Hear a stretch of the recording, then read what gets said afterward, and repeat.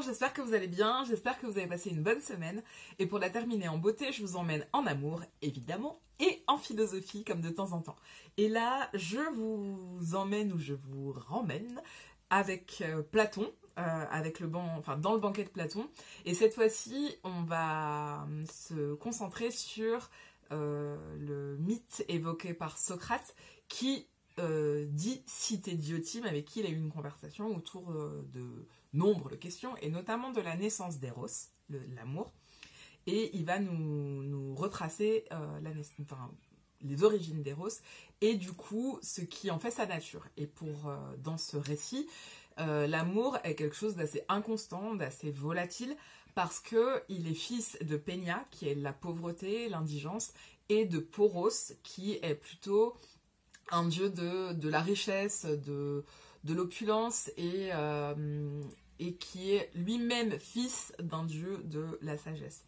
Et en fait, étant le fils de ces deux divinités, l'amour va tanguer un peu entre les deux pôles que sont la pauvreté et l'abondance.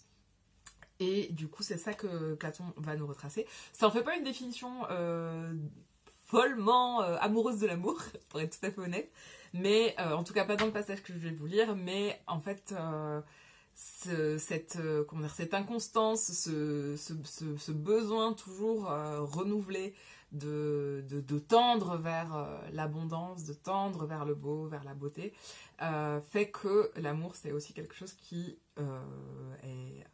grandit l'homme.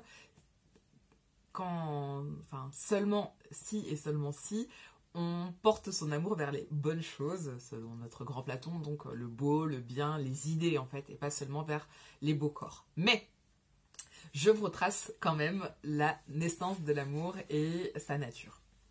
Donc Eros est toujours pauvre d'abord, et il s'en faut de beaucoup qu'il soit délicat et joli comme la plupart le pensent.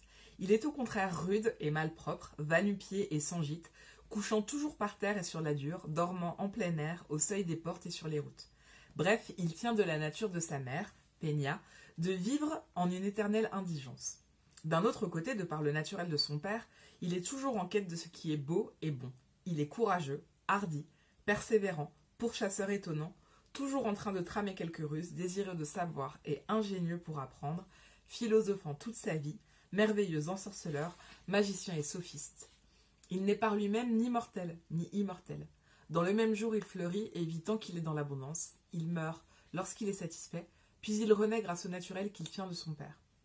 Tout ce qu'il atteint s'évanouit sans cesse, et jamais Eros n'est dans l'indigence ou dans l'opulence. Il tient aussi le milieu entre la sagesse et l'ignorance. Et voilà notre Eros volatile, notre Eros inconstant, porté à la fois par cette indigence maternelle et par cette opulence paternelle, et il va naviguer perpétuellement entre les deux jusqu'au moment où il saura se tourner vers le beau, le bien et le monde des idées.